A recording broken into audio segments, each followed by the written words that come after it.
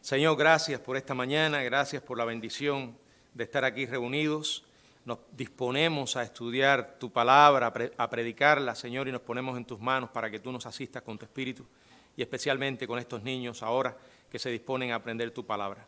Llévalo, Señor, y que uses a la persona que tiene esta responsabilidad. En tus manos los ponemos, en el nombre de Cristo. Amén. Pueden pasar.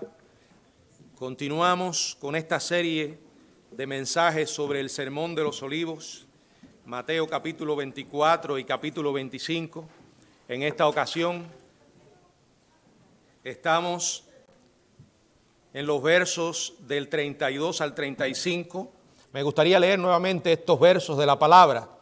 Mateo 24, 32 al 35 dice: de la higuera aprended la parábola. Cuando ya su rama está tierna y brotan las hojas, sabéis que el verano está cerca. Así también vosotros, cuando veáis todas estas cosas, conoced que está cerca a las puertas. De cierto os digo que no pasará esta generación hasta que todo esto acontezca.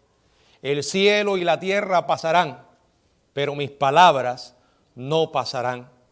El Señor Jesucristo prometió que va a regresar, y especialmente hemos estado reflexionando en algunas profecías que se van a cumplir durante los 7 años de tribulación, un periodo de aflicción que experimentará el mundo entero y que estará diseñado especialmente para probar a los que moran en la tierra y especialmente a la nación de Israel y hacerles volver de su estado de incredulidad e indiferencia espiritual.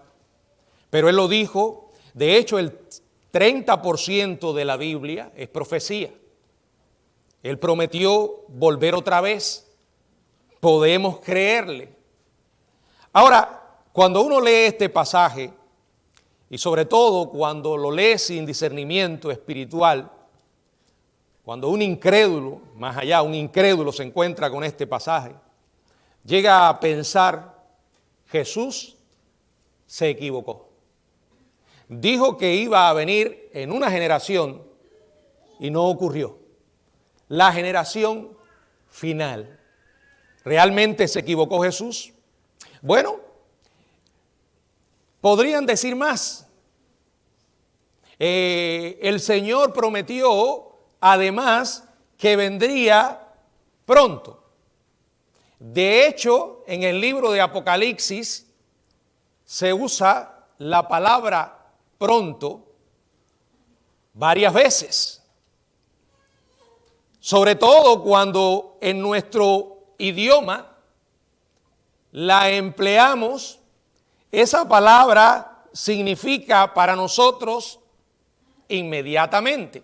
Si yo un día cualquiera le digo a mi esposa: voy a salir y vengo pronto, ella va a esperar que yo regrese en los próximos minutos o en las próximas horas. No hay posibilidad ni siquiera a pensar de que voy a regresar el día siguiente, ¿verdad? Para nosotros eso significa pronto. Y al ver que Jesús habló de una generación que estaría viva y que no pasaría hasta que todas estas cosas acontecieran y no ha regresado, algunos piensan: se equivocó. Se equivocó al decir que iba a regresar pronto. Bueno, precisamente vamos a tratar de este tema, especialmente de esa generación de la que Jesús habló. Pero no quiero pasar por alto lo que ya inicié, que fue el uso de la palabra pronto. ¿Qué quiso decir realmente Jesús cuando empleó este término? Sobre todo, como dice Apocalipsis capítulo 22, ¿verdad? En el verso 20, donde leemos lo siguiente: el que da testimonio de estas cosas dice: ciertamente vengo en breve. Pero hay otros pasajes donde dice: vengo pronto y mi galardón conmigo, ¿verdad? ¿Qué quiere decir la palabra breve o pronto? La palabra griega tachú, que se traduce pronto, significa, puede traducirse pronto o rápidamente. La idea es sin demoras necesarias. Es decir, que cuando Jesús está diciendo, vengo pronto, es voy a venir rápidamente o sin demora innecesarias. En otras palabras, no significa inmediatamente.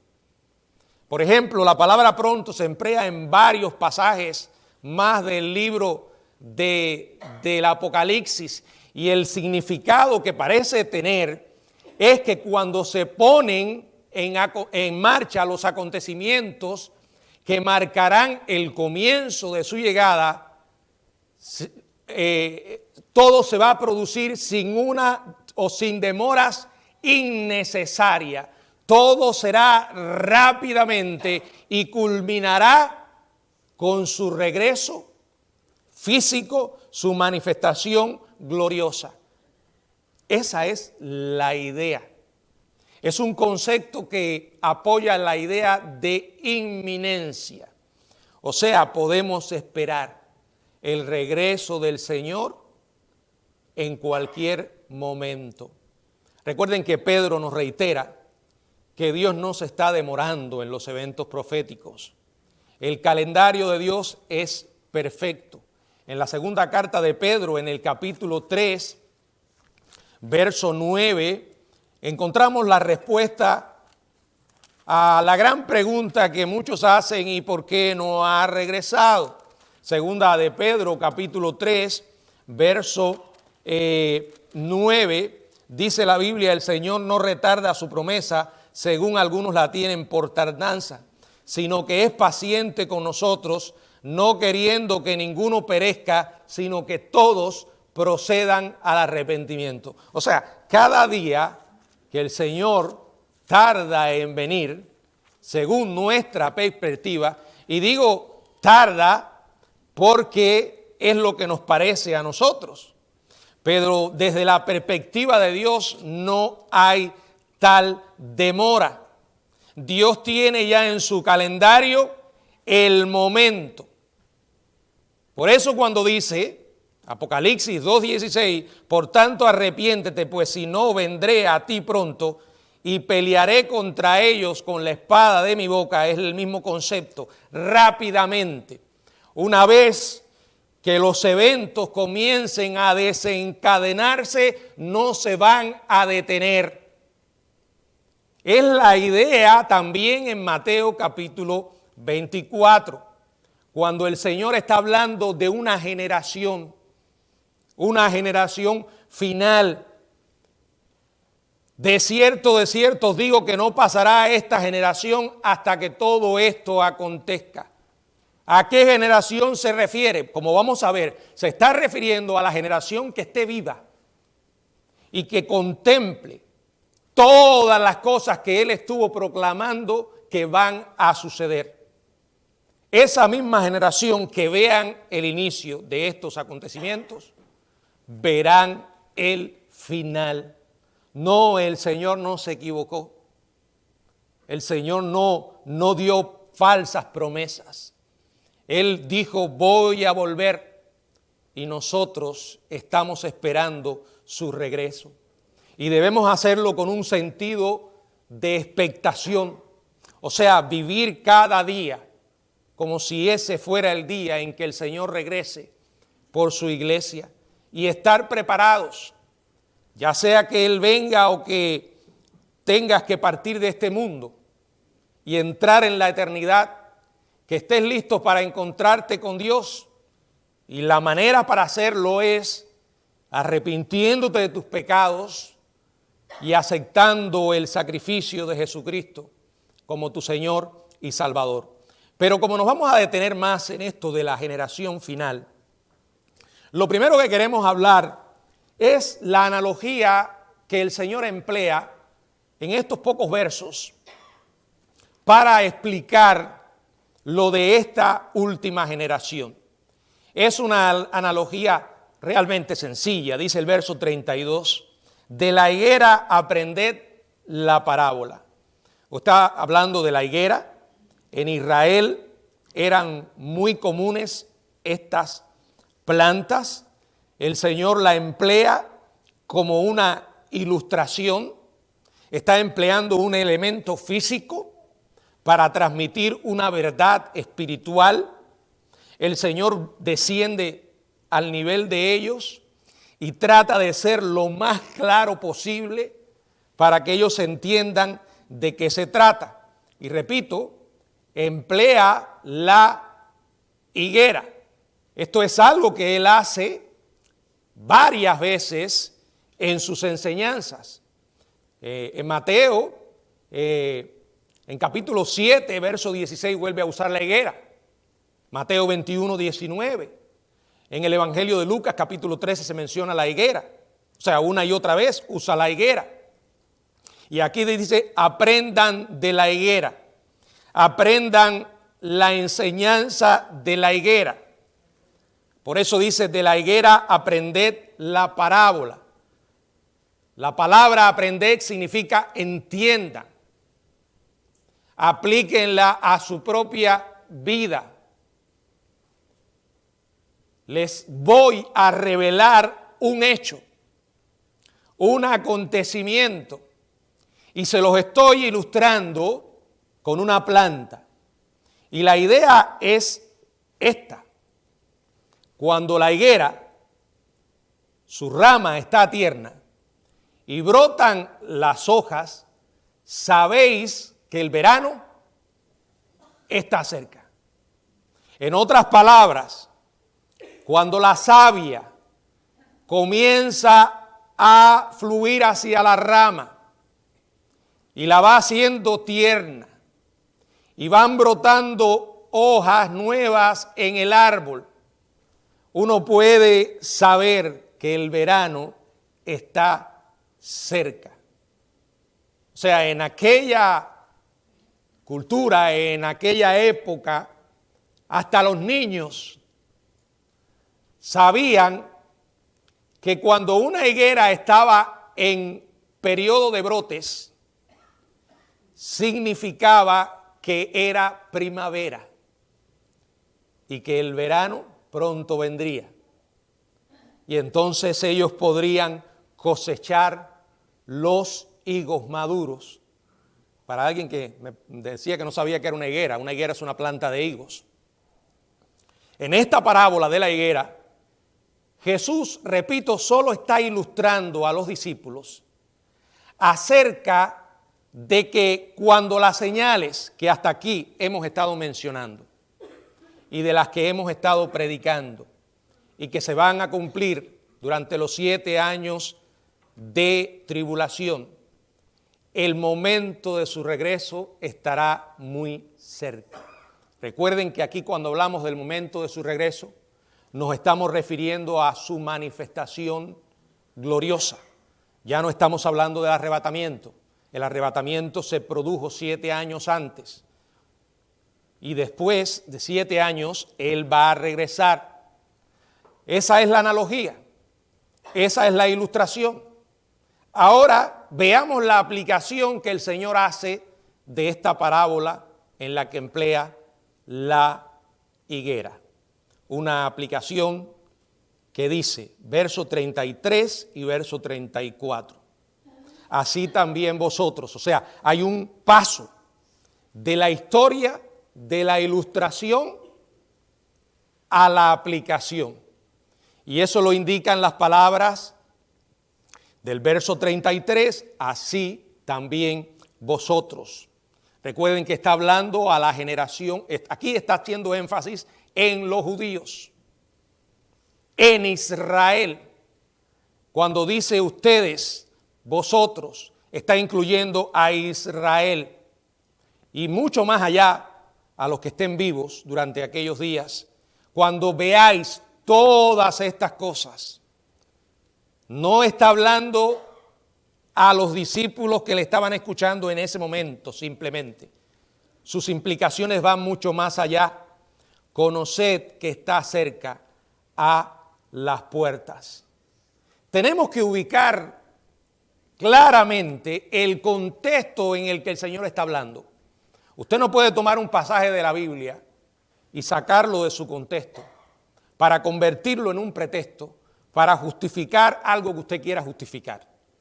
Una sana interpretación de la Biblia requiere analizar cada texto de la Biblia a la luz de su contexto.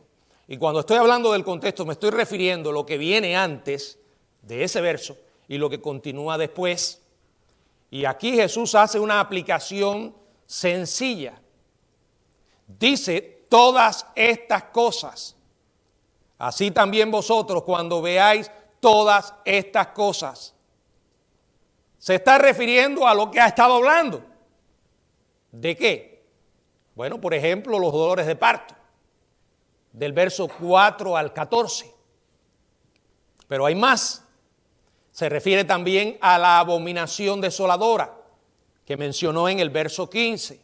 ¿Se acuerdan lo que era? La profanación del templo por el anticristo, declarándose objeto de adoración, convirtiéndose en una especie de Dios. Cuando veáis todas estas cosas, también se refiere a la necesidad de huir ante estos peligros. Verso del 16 al 28. Pero hay más.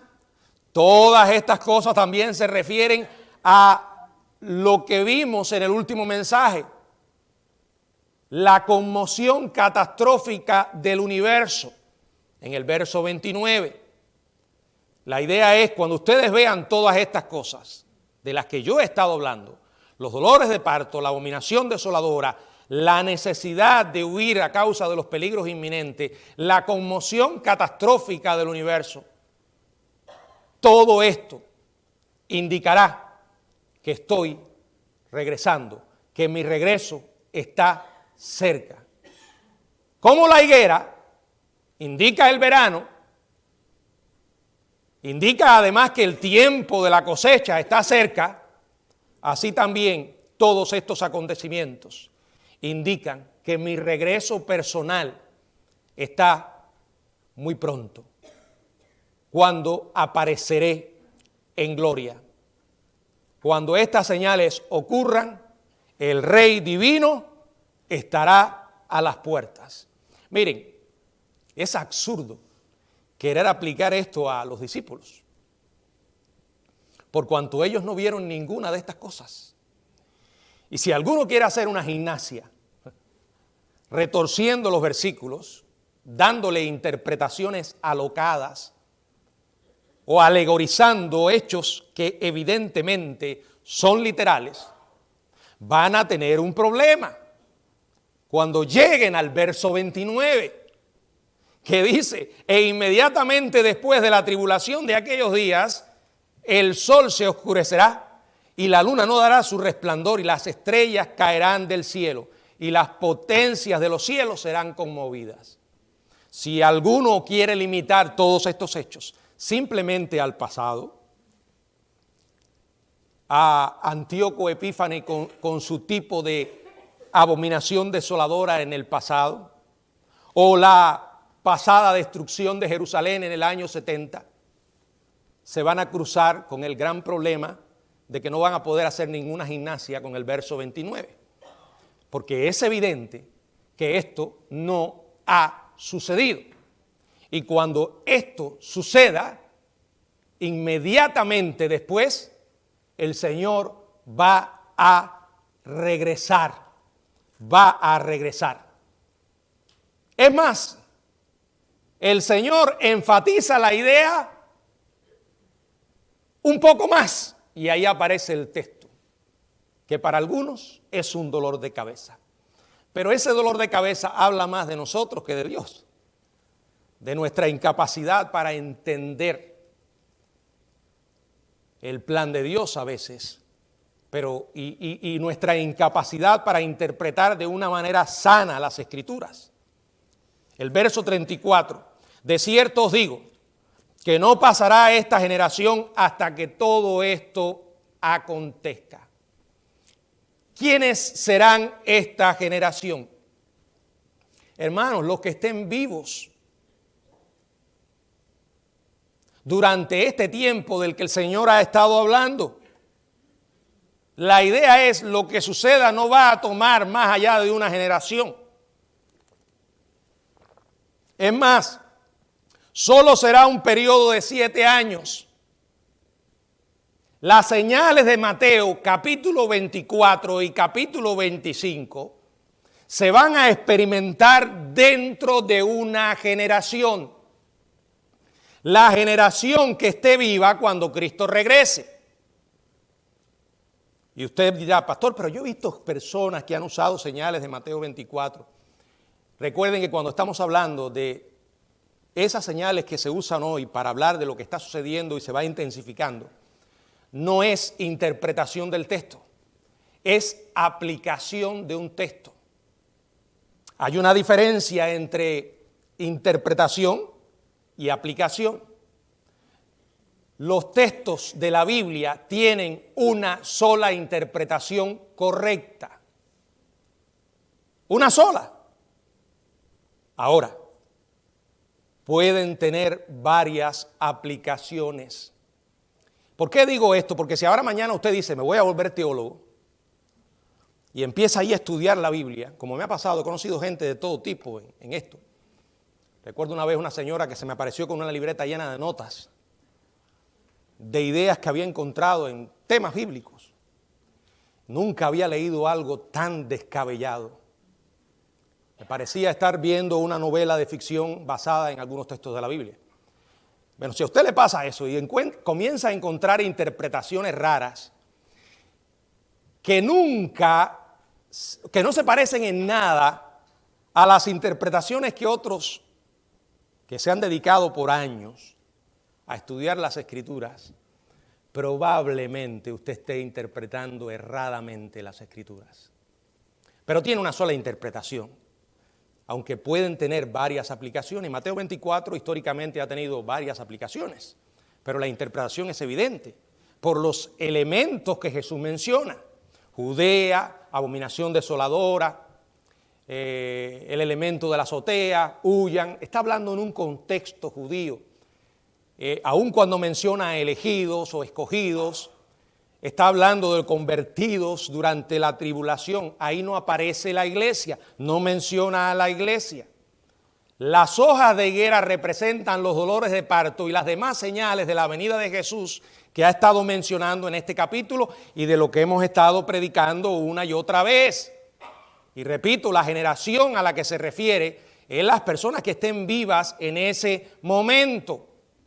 La idea es que así como cuando a la higuera le brotan hojas, significa que el verano está cerca. Así también la generación que esté viva cuando ocurran las señales de las que ha estado hablando, no van a esperar mucho por su aparición. O sea, aquí tenemos la advertencia. Los libros de Daniel y Apocalipsis enseñan que la tribulación será solo un periodo de 7 años. Y el periodo de la gran tribulación en que aparecerán las señales solo será, o la mayoría de las señales, solo será de 3 años y medio. Esa es la idea. Ahora, hay un problema con esto. Esta interpretación que les doy es la que más se ajusta a una simple lectura literal de las Escrituras. Pero hay otros que no piensan igual. Y es cierto, en escatología hay diferentes interpretaciones. Pero uno tiene que tener una. Porque para eso existe la Biblia. Es verdad que hay temas de la escatología que no son esenciales de la salvación, pero eso no es una excusa para no tener una interpretación basada en las Escrituras. Imagínense si yo aquí me parara y le dijera, miren, aquí lo importante es que Cristo va a regresar. Lo demás, crean ustedes lo que quieran. Si aún yo enseñando esto, dedicando tiempo, esfuerzo y oración, la gente todavía está divagando. O simplemente se ponen a oír a otro y por alguna extraña razón le creen más a ese otro que lo que uno ha estado enseñando. Bueno, yo creo que un día sabremos la realidad de los hechos.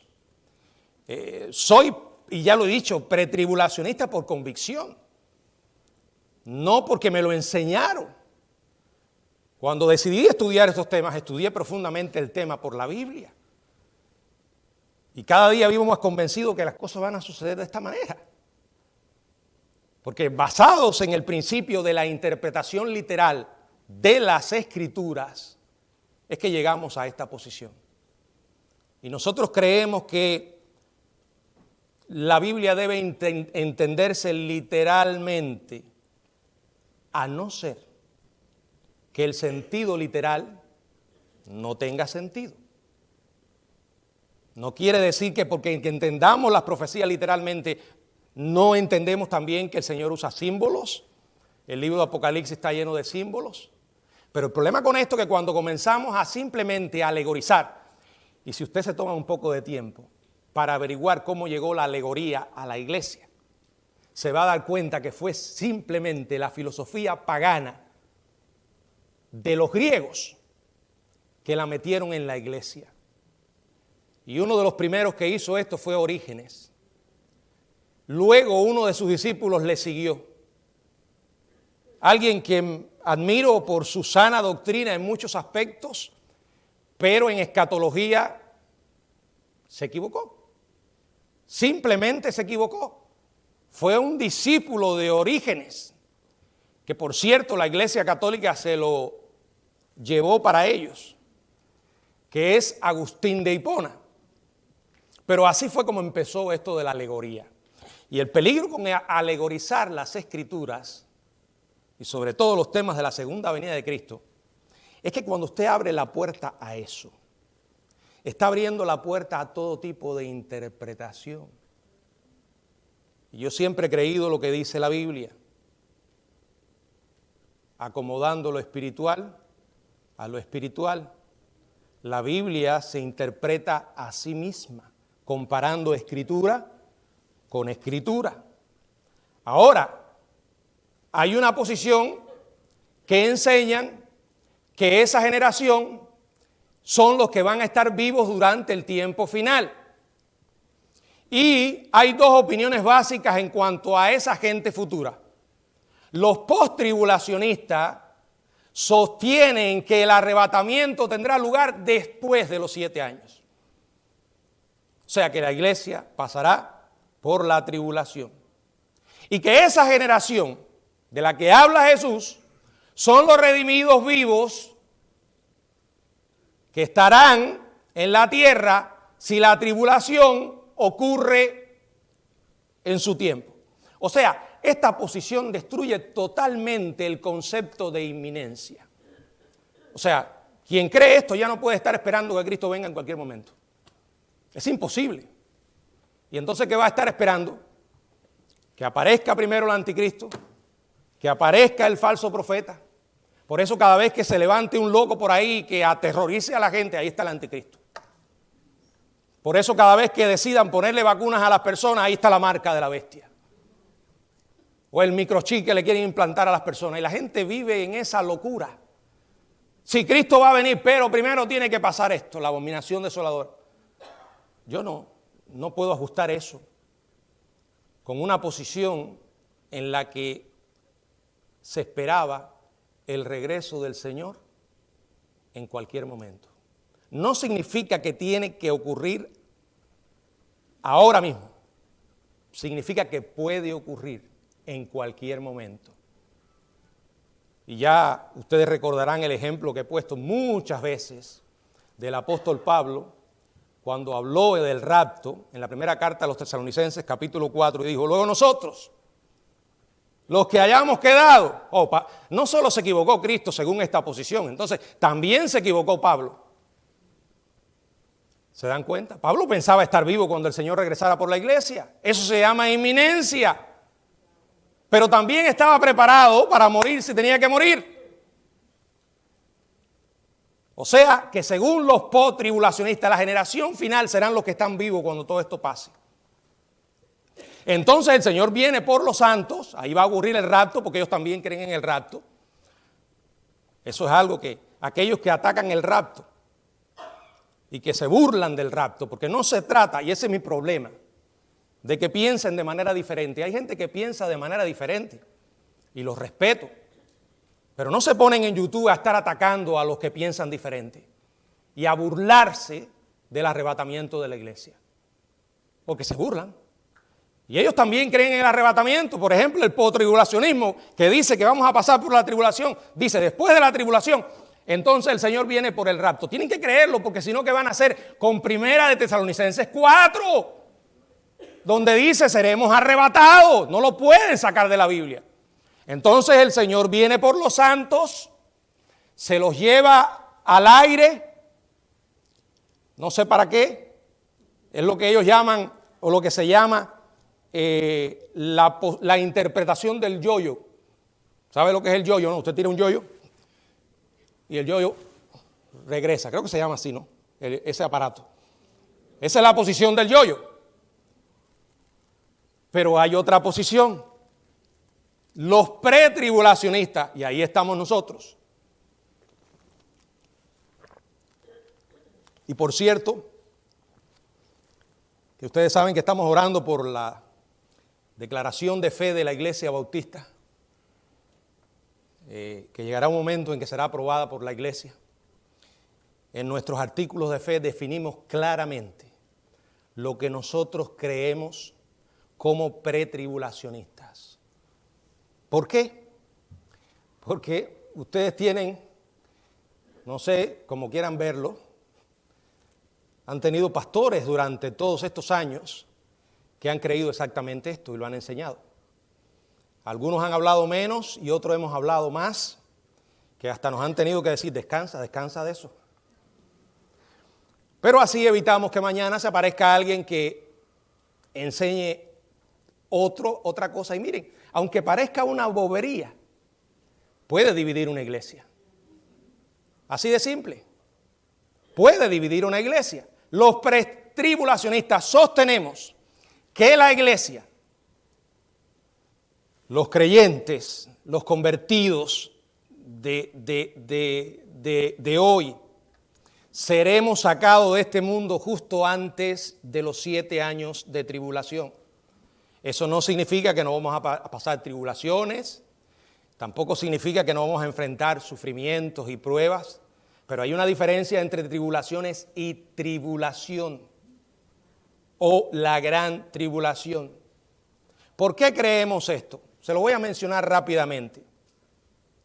Primero, porque cuando usted abre el libro de Apocalipsis y lee el capítulo 2 y 3, va a encontrar el mensaje a las 7 iglesias. Se habla muchísimo de la iglesia.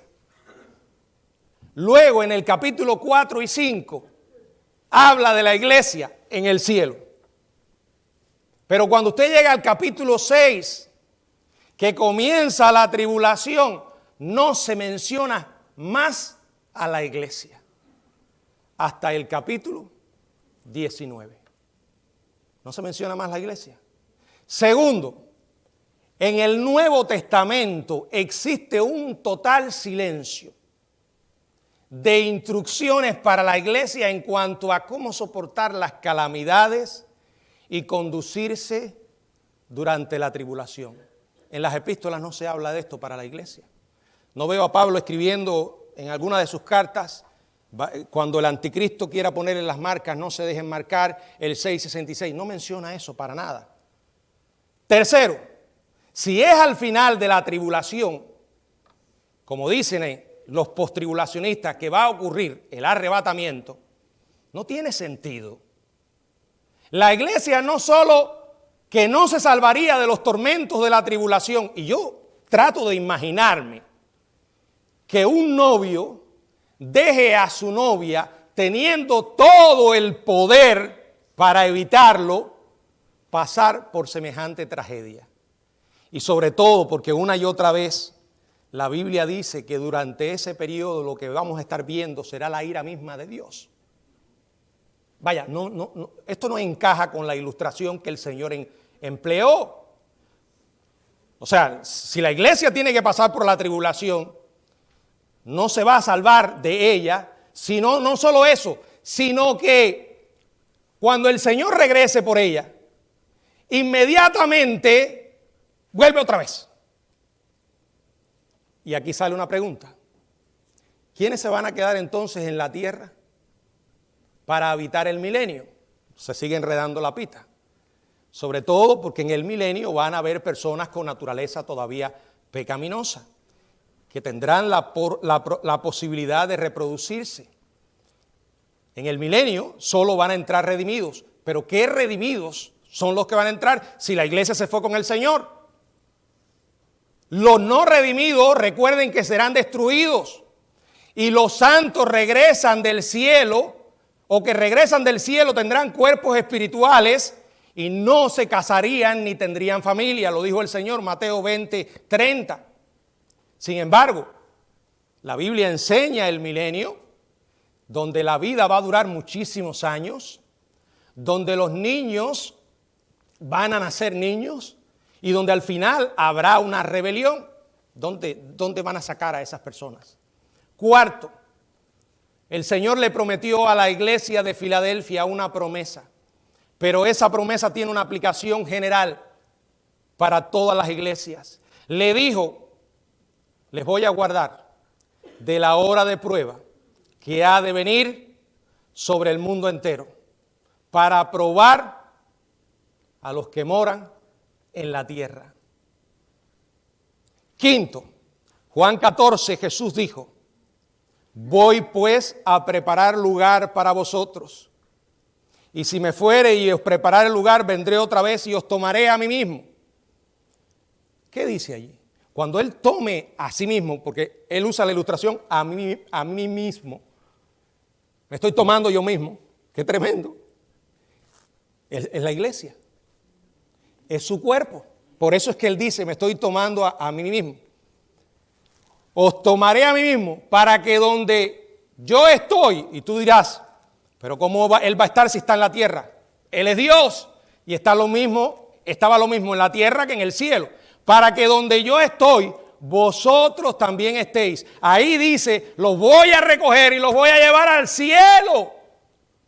Pablo dice, recibiremos al Señor en el aire y así estaremos para siempre con el Señor. Está hablando del cielo, hermanos. El postribulacionismo enseña que la iglesia regresa a la tierra. Sexto, la profecía de las 70 semanas de Daniel capítulo 9. Yo no la voy a explicar ahora porque el tiempo no alcanza. Y otras veces me he metido en esto de predicar sobre el tema. La idea es que son 70 semanas de años que tienen que ver solo con Israel. Dice que son profecías que tienen que ver con tu pueblo y con tu santa ciudad, Jerusalén. 69 se han cumplido. Estamos en una pausa.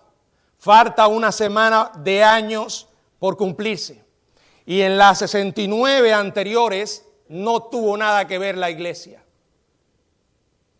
La iglesia tampoco tendrá nada que ver en la última.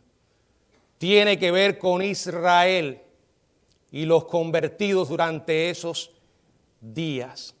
Por último, si el arrebatamiento no ocurriera hasta después de la tribulación, yo creo que Primera de Tesalonicenses no tendría sentido, hermanos.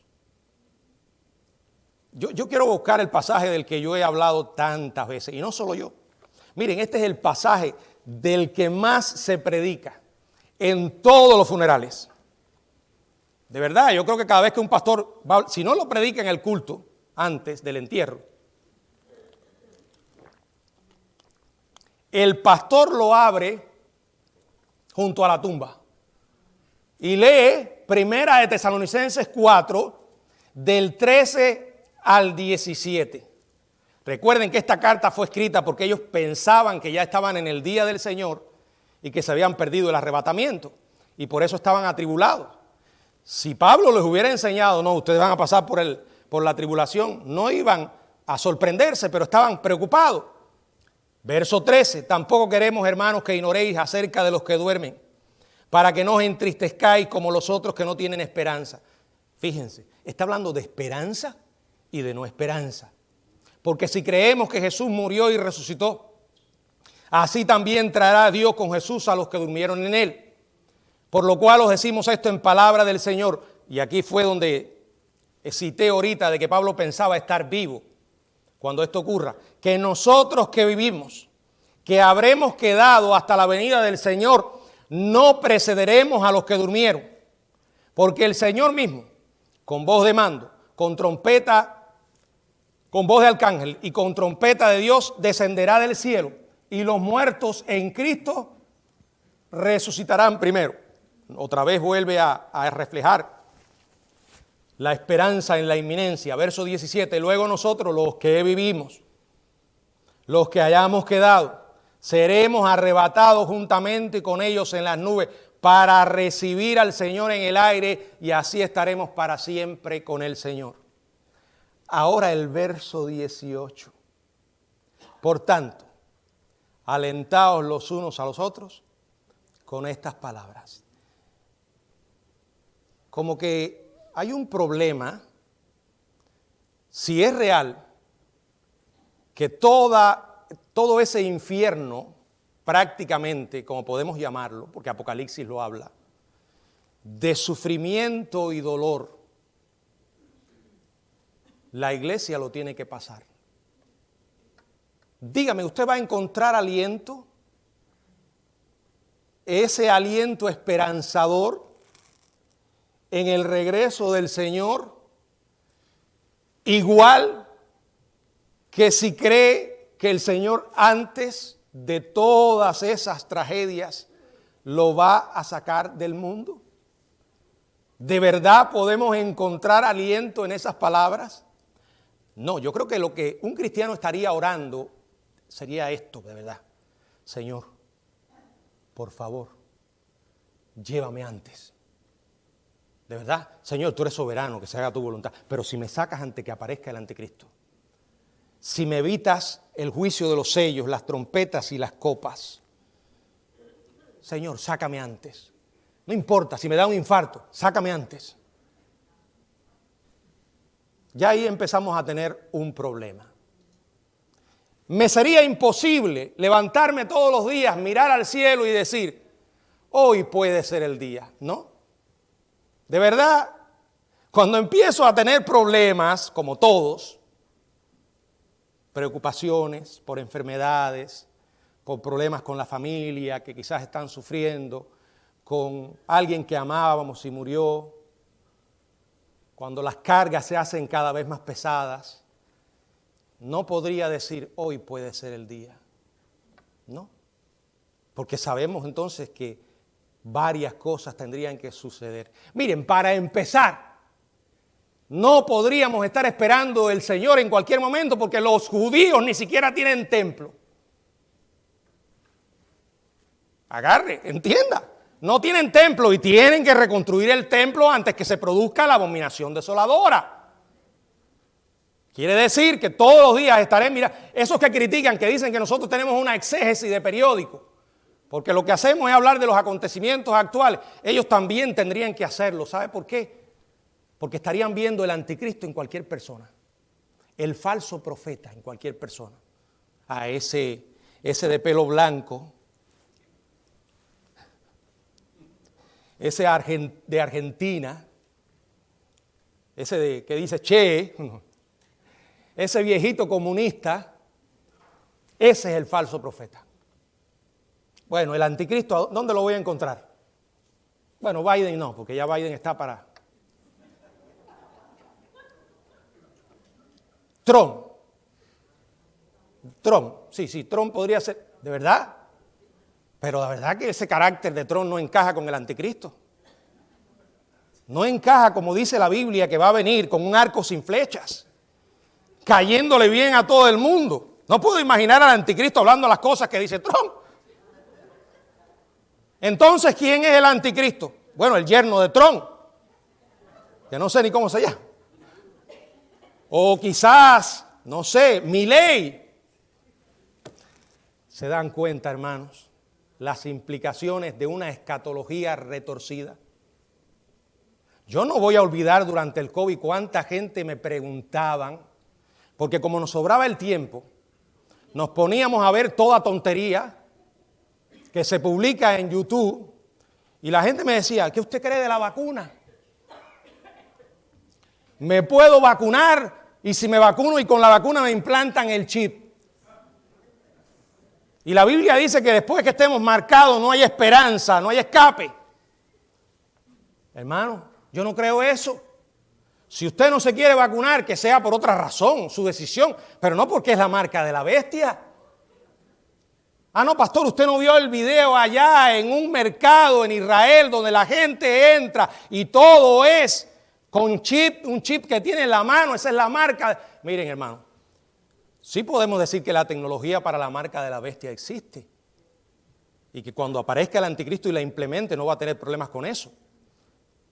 Pero yo no estoy esperando la marca de la bestia. No, ni tampoco al anticristo ni al falso profeta. Yo espero el regreso del Señor en cualquier momento. De la misma manera que espero que cuando se me pare el corazón, despierte en el cielo. Ambas experiencias las voy a experimentar por gracia. Es decir, que aquellos que dicen, bueno, la iglesia solo se va a llevar, esa es otra posición, a los cristianos espirituales, a los consagrados. Los cristianos carnales se quedan. Hay un problema entonces con la gracia. La salvación dice, yo no hice nada para ganármela. Cristo lo hizo. Y por gracia, por su misericordia, soy salvo. El arrebatamiento, cuando Cristo venga por su iglesia, se va a llevar a la iglesia totalmente por gracia. Entiendan, hermanos, si usted y yo tenemos que pasar por los 7 años de tribulación y experimentar ese infierno en la tierra, no es gracia, no es pura gracia. Se dan cuenta de las implicaciones de una posición escatológica saludable. Y esto va más lejos. La interpretación alegórica acaba con el milenio.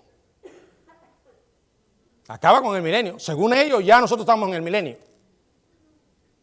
Un día Agustín, revisando las Escrituras, se encontró con el pasaje de la Biblia donde Jesús dijo, no comeré más del fruto de la vida hasta que lo beba con vosotros en el reino de mi Padre. Y después dice, vendrán del oriente y del occidente, se van a sentar a la mesa con Abraham y comerán, comeremos y beberemos.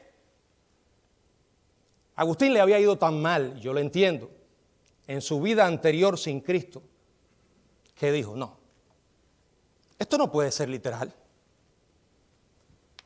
Esto es un festín. ¿Y cómo va a haber un festín carnal de comida y bebida en un milenio para todos los redimidos? ¿Cómo va a ocurrir? Entonces allí coló la interpretación alegórica. El milenio ya ocurrió. Estamos en él. Son los años de historia donde Cristo está reinando sobre la iglesia y el diablo ha sido atado. En la cruz, Cristo ató al diablo. Bueno, en la cruz quedó la sentencia del diablo bien establecida, pero el diablo no está atado. La Biblia dice que en el milenio no podrá salir más a engañar a las naciones. Y la Biblia dice que el mundo entero hoy está bajo el maligno. La Biblia dice que el diablo anda como león rugiente buscando a quien devorar. Por eso no te sorprendas cuando un pastor de años cae. Porque no podemos poner en un altar a nadie. Y cuando uno mira, cuando uno como pastor ve estas cosas, al menos lo que hago yo, si eso le pasó a fulano, Señor, guárdame. Hay un enemigo y no está atado. ¿Por qué no voy a creer que va a haber un festín en el cielo con el Señor Jesucristo? ¿Por qué no lo voy a creer? Yo creo que al menos en el milenio y también en la eternidad, debido a que tendremos cuerpos físicos igual que el que tuvo Jesús después de resucitar, que por cierto tenía la capacidad de comer y de beber, y no creo que porque Jesús necesitara alimentarse, porque ya tenía un cuerpo glorificado, y la Biblia dice que nuestros cuerpos después de la resurrección serán iguales. ¿Por qué no vamos a poder comer? ¿Por qué no vamos a poder beber lo que tenga el Señor en los cielos? No porque lo necesitemos, sino porque es parte de nuestra vida humana. Y no hay razón para no creer que todas las cosas que hoy hacemos y que no han sido afectadas por el pecado, voy a decirlo de otra manera, todas las cosas que hacíamos antes de que entrara el pecado, no las vayamos a poder hacer en el cielo. Acuérdense que cuando habla del cielo habla de un lugar. En Apocalipsis te dice que es una ciudad. Juan dice que es un lugar, una casa. Y Apocalipsis va más lejos. Dice que hay calles, hay árboles, no habrá mar, pero hay ríos, habrán frutos. ¿Y para qué cree que son los frutos? Para admirarlo. Dice que ahí está un árbol con 12 frutos, dando fruto, un fruto cada mes. Entendamos que la alegoría ha hecho un enorme daño al cristianismo, al punto de que cuando se habla del cielo, la gente lo que piensa es un estado al estilo de los muñequitos de Gasper, donde habrán interminables cultos, donde lo único que vamos a hacer es estar cantando. Eso no lo dice la Biblia. Cuando el Señor siempre se refirió al cielo, se refirió a un lugar, y el milenio va a ser un anticipo del cielo, donde Él va a estar reinando físicamente. Y por cierto, decir que Cristo está reinando hoy no es así. La Biblia dice, Él está compartiendo el trono con el Padre, a la diestra de Dios. Pero escuche, Él tiene que sentarse físicamente sobre el trono de David en esta tierra. Porque la Biblia habla de Él como el descendiente de David, cuyo reino no tendrá fin. Lo creo. Creo todo lo que dice la Biblia literalmente. Y si a alguno todavía le cabe la duda de que esto va a pasar, olvídese todo lo que ha oído hasta aquí. Olvídese todo lo que yo le haya podido enseñar. Puede que no esté de acuerdo conmigo. Borre el disco. Espero que no lo haga. El verso 35 cierra con broche de oro. Él dice, el cielo y la tierra, al final habrá cielo nuevo y tierra nueva. Pero mis palabras no pasarán. Miren, no significa que después que el cielo y la tierra pasen, ya no vamos a estar en un lugar. No, nuestro final es en la tierra. Como dice la Biblia, al final habrá cielo nuevo y tierra nueva. La nueva Jerusalén, la casa del Padre, va a descender del cielo y se va a posar en esta tierra. El cielo y la tierra se van a unir para siempre. No habrá necesidad de luz porque el Señor será la luz. Y viviremos por toda la eternidad en cielo nuevo y tierra nueva. Pero Pedro habla de que antes que estos cielos y esta tierra nueva ocurran, Dios va a destruir por fuego el mundo actual. Ustedes se han puesto a pensar si los defensores del daño climático se enteran de esto.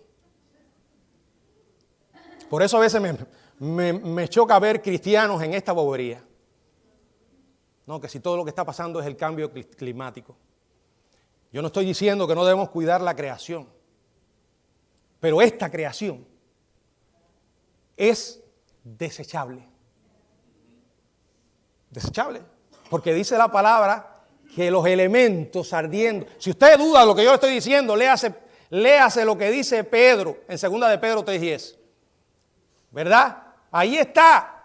Todo va a pasar, los elementos ardiendo serán quemados.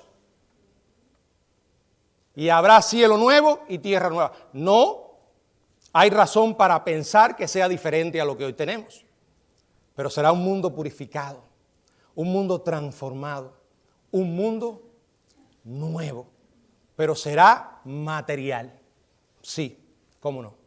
Porque Dios cuando nos creó, nos dio un cuerpo material. Y cuando Dios nos redime, no solo redime nuestras almas, también va a redimir nuestros cuerpos. Si Dios quisiera que usted y yo fuéramos simplemente espíritu, ¿para qué nos va a dar un cuerpo?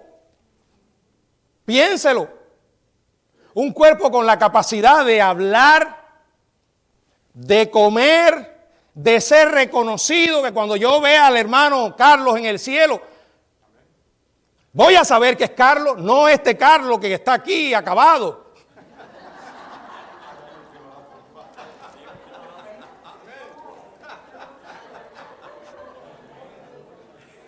Bueno, si todavía tiene alguna foto de cuando tenía sus 15, ese va a ser Carlos. Pero hermano, de verdad, esto me ayuda a anhelar mucho más el futuro. Saber que el Señor nos va a librar de la hora de prueba me ayuda a anhelar su regreso. Saber que hay un cielo en el que me va a estar esperando el Señor me ayuda a sobrellevar este mundo difícil. Saque todo esto de la Biblia y no hay esperanza. Piénselo, no hay manera de perder, hermanos. Y quien lo dijo podemos creerle. ¿Está usted listo para irse con Él si viene por la iglesia o para ir a la eternidad? Ya sea una eternidad con Dios. Y si no tienes a Cristo, ¿será una eternidad de condenación? Dios hizo posible que nosotros vivamos una vida diferente. Y eso lo hizo a través de Cristo. Yo te animo a que ahora le pidas perdón a Jesús. Reconozca que has pecado contra Dios y lo recibas como tu Salvador. Y créeme, no vas a necesitar que se te aparezca un payaso a prometerte que vas a ser rico, que no te vas a enfermar. No, solo vas a necesitar la palabra del Dios vivo, la esperanza que viene con esa palabra, que te va a sostener aunque las cosas en este mundo sean difíciles, aunque haya dolor, sufrimiento. Tú sabrás que esto va a pasar y que lo mejor viene de parte de Dios por toda la eternidad. Y el momento para creer eso es ahora, porque ya no habrá una segunda oportunidad si rechazas a Jesucristo. Que Dios ilumine tu mente y puedas atesorar estas verdades con todo tu corazón, creerlas con todas tus fuerzas y llevarlas a tanta gente que lo único que conocen es esto. Y créame, si eso es lo único que conocen ahora y está el infierno eterno y está la tribulación que puede verse en ella en cualquier momento, yo creo que no hay mayor incentivo para hablar y proclamar la esperanza que tenemos en Dios. Un día todo esto será una realidad. Muchos hermanos nuestros ya se han ido. Muchísimos. Y yo pienso en ellos todos los días como si estuvieran vivos, porque están vivos. No murieron, hermanos, simplemente se trasladaron a otro lugar. Dice que una madre atribulada dijo en una ocasión, delante de otra: estoy que no sé si podré seguir adelante después de la pérdida de mi hijo. Ella tenía 2 hijos. El otro, más pequeño, la oyó y después le dijo: mamá, si tú sabes dónde está alguien, tú puedes decir que está perdido, o donde está algo, tú puedes decir que se perdió. No, hijo, si sé dónde está, no está perdido. Entonces, mamá, ¿cómo estás diciendo que mi hermano se perdió Si tú dices que está en el cielo, una cosa es lo que decimos y otra es lo que creemos. Ojalá que no haya una dicotomía en eso y que lo que creemos de verdad es lo que decimos. Que el Señor nos bendiga.